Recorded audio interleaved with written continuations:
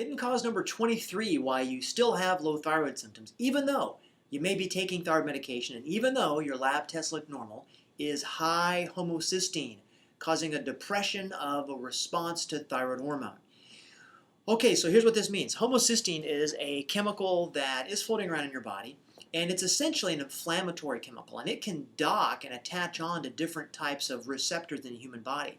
And how this relates to our thyroid story is homocysteine can dock onto a cell and stop a cell from having a response to thyroid hormone. And what this will show up on a lab test is almost nothing. The only thing that might show up on a lab test is that if they check it, the homocysteine levels may be elevated. What does elevated mean? Well, it may be outside the lab range or maybe anything above 7. Anything above 7 could be significant for us if we're looking at a blood test marker. The T4 levels, the T3 levels, TSH, reverse T3, T3 uptake, all those may look completely normal. So this is one of those very yucky situations where a woman has got low thyroid symptoms, labs are normal, and no one knows what's going on. So what symptoms could she be having? She could have brain fog, hair loss, weight gain, fatigue, constipation, dry skin, dry hair, having to sleep an excessive amount of time in order to feel normal. All those symptoms, but the labs look normal. So you can imagine what usually happens. A woman gets told, you're depressed, you need to take an antidepressant. But what you could have is this scenario, this mechanism in which homocysteine is high.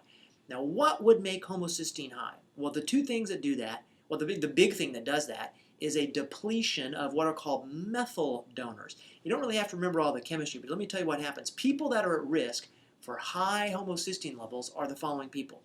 People that take birth control pills, people that take antacids. Those two people right there have a risk for depleting methyl donors, causing an elevation of homocysteine, which can cause a diminished response of the cell to thyroid hormone, leading to thyroid symptoms, low thyroid symptoms. Okay, here's another group of people that can do it. People that have hypochlorhydria, which is a technical way of saying people that have stomach acid that's too low. Not too high, but stomach acid that's too low. I know you're inundated with commercials that tell you everyone's got high stomach acid. But in this situation, it's low stomach acid. If you have low stomach acid, you cannot demineralize your food, you cannot appropriately digest your food, and then you end up with depletion of these methyl donors. Okay? Now, who has hypochlorhydria? What would cause that? What does it look like? Well, a sign of hypochlorhydria is if you get, a belching and bloating while you eat, if you get a sense of fullness while you eat, if you feel like your food sets in your belly like a rock and just doesn't move anywhere, those are good signs of low stomach acid. What would cause low stomach acid? Now you see what we're doing here, right?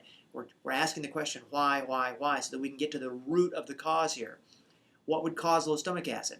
People that are hypoglycemic have a hard time holding on to their B vitamins, and B vitamins are some of the cofactors you need to have to make stomach acid. There's one group. The most common people that have hypochlorhydria are people that are hypothyroid already, okay? The third common cause is an infection with H. pylori, Helicobacter pylori. This is a bacterial infection that disturbs your stomach acid levels.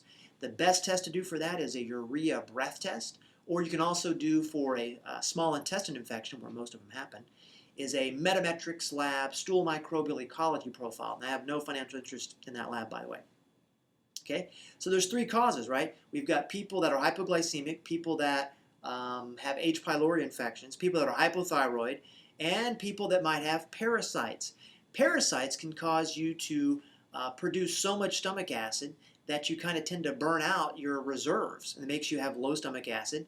You can't get these methyl donors, which means your homocysteine levels rise, and homocysteine can slow down the response of the cell to thyroid hormone. Another thing that can cause that hypochlorhydria is if you have a gluten sensitivity that leads to malabsorption of zinc, because zinc is necessary for you to make stomach acid. So you don't necessarily have to remember all that stuff. Here's what you just got to know.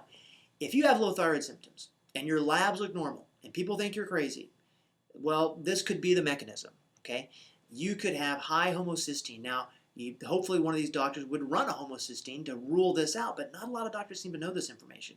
So you're going to need to find someone who understands that homocysteine being high could cause all that stuff I just talked about. And then, more importantly, really, they got to know what to do. What things do they need to look for? What are they checking for? Are they going to check for it all at once? And then, how are they going to handle it? So it's a big job for somebody to handle. But so what you've got to do is be an advocate yourself and realize that homocysteine is something that could cause your low thyroid symptoms.